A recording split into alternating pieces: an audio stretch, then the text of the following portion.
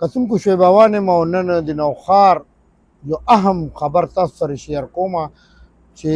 د نوښار فوډ چې کوم مین دفتر دی په هغې کې چې کوم 2 کاله مخکې صوبایي حکومت کم غنم اخیستي وو نو هغې کې وګورئ نو هغې ګونګټۍ شوي دي هغې ګونګټۍ شوي دي او شینوالی هم کړی دی نو د نوښار عوام به دا زهر خوري دا غنم به د نوښار عوام خوري هغه خو زهر خوري لګیا دي د حکومت غفلت او انتها ده د صوبایي ګورنمنټ او بیا زه ضلعي انتظامي ته دا خواست کوم ډي سي صاحب ته دا خواست کوم چې د دې پراپر انکوایري وکړي دا غنم رمضان را روان دی دا د نوښار عوام به دا زهر خوري دا خو زهر نه کم نه دي دا غنم دا خو د بیمارۍ جاله ده دې وخت کې مونږ سره د مسلم لیگ نون ضلعي ترجمان عبدالحق صاحب مونږ سره په لاین باندې دی هغه نه به د دې حوالې سره تپوس کوو چونکې دا فوډ آفس چې کوم دی نو هغه ای سره خوا کې دی هغه نه به په دې باندې خبرې اترې کوو چې عبدالحق صاحب څه صورتحال دی نو عبدالحق صاحب ډېره مننه چې تاسو مونږ ته ټایم راکړو څه وایي د دې فوډ حوالې سره دا کوم غنمو کې چې ګونګټۍ شوي دي داسې ده چې دا نن موږ ته اطلاع میلاو شوه چونکې دا ډي اف سی آفس چې کوم دی نو دا زموږ په ګاونډ کې دی نو موږ ته هم دا اطلاع میلاو شوه چې یاره په دلته کې چې کوم غنم دلته کې دی په 2000 نن نه 2 کاله مخکې اغشتو په 2024 کې په هغې کې چې څه شوي خو تاسو ته هم پته ده چې ټولې دنیا ته پته ده چې په هغې کې کمې کمې طریقې حربې استعمالي شوي دا په ټوله صوبې سره اوس په هغه دا غنم دی چې دا په هغه وخت کې ایکسپایر دا رزق دی خو لکه مطلب دا دی چې زه به دا ووایم چې دا غنم 1 نمبر نو دا 2 3 او بلکې 4 نمبر غنم په دې کې راغلی او دا په هغه وخت کې د دې چې کوم دی نو کوالټي د دې ټیک نه وه بهرحال هغې باندې اوس 2 کاله منځ کې تیر شو هغې باندې وخت تیر شو اوس په هغې غنمو کې چې کوم دی نو هغې کې ګونګټۍ پکې شوي دي هغې کې هغه شینکۍ راغلی دی هغه چې کوم دی نو لکه خراب شوي دي نو ډېر افسوس سره به دا ووایم چې یاره دا زمونږ کې پي کې حکومت چې کوم دی دا غنم به په خلکو باندې بیا دا وړه کوي دا چې دی اوس وایي چې یاره دا به مونږ خلکو ته سبسیډایز آټا چې کوم دی دی اوس ورکوي نو دا خو د دې کوالټۍ خو دا حساب کتاب دی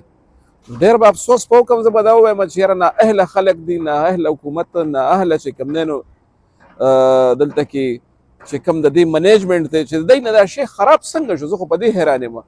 نو دا خو زما په خیال خلک غنم نه خوري دا خو خلک زهر به دې نه پس دا ما په خیال خدا نخواسته خوري چې دا به عبدالحق صاحب تاسو نه به مونږ دا تپوس کوو چې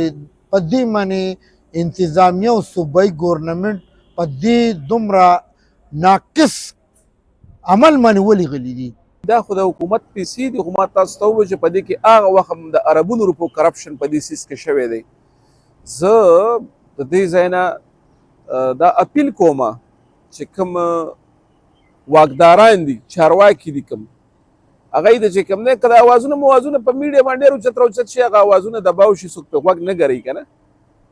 نو وزیر اعلی صاحب ته پکار دي چې په دې سیس باندې لږ خیال وساتي کنه چې یاره دا څه کېږي لګیا دي دا خو صرف د نوښار غنم خو نه دي چې دا بلته خراب شوي یقینا چې دا په ټوله صوبه کې دغی نو دا وګورئ تاسو چې دا خو د نوښار خلک چې کوم دی نو دا زهر خوري لګیا دی بس او بس افسوس پې کولی شو پکار دی ډي سي صاحب ته نور چې کوم دی چارواکي چې کوم ذمهداران دي هغه په دې سیس باندې نوټس واخلي دا سیس دی وګوري چې آیا دا د نوښار دا خلک څه خوري لګیا دي لکه دلته دې ډي اف سي نه دا تپوس وکړه چې ته دلته ستا څومره وخت وشو دلته کې چا کېنولې ولې ناستې سی حساب کتاب دی دا خو به ټولې څرګندې خبرې دي او بیا راتاو شي او بیا لکه اوس په دې کې خبره داسې ده چې پنجاب کې دا تاسو ته پته ده چې دا چې کوم په دې باندې ریلیف ورکوي دا هره صوبه چې کوم دی دا د خپل اړخ نه په دې کې ریلیف ورکوي تاسو لاړ شئ په پنجاب کې څه دي پنجاب کې هر څه ټیک ټاک دي صوبه چې کوم دی نو خلکو ته ریلیف ورکوي په هر یو سیس کې په وړو کې ورکوي په غوړو کې ورکوي په چینو کې ورکوي دا د روژه را روانه زمونږ چې کوم دی نو صوبایي حکومت چې کوم دی نو دی سره څه پلانینګ نشته دی هېڅ پروګرام دی سره نشته چې موږ به په عوامو ته چې کوم دی نو څه ریلیف ورکوو زه خو دا وایم که نه چې لکه څه خو دې دی وښیي که نه بس چلو چلو ادھر چلو ادھر چلو 8 تاریخ کو چلو 12 تاریخ کو چلو بس دا کیسې به وي. نو ډېر افسوس کوم چې پره دا زمونږ صوبه چې کوم دی کم خوا لاړه. عبدالحق صاحب ډېره مننه چې تاسو خپل قیمتي ټیم موږ دپاره وویستو، موږ سره مو خبرې وکړې او د نوښار عوام مو د دې ناسور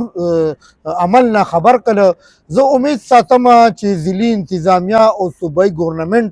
په دې باندې خامخا ایکشنلي په دې باندې یو تحقیقاتي کمیټي جوړوي چې دا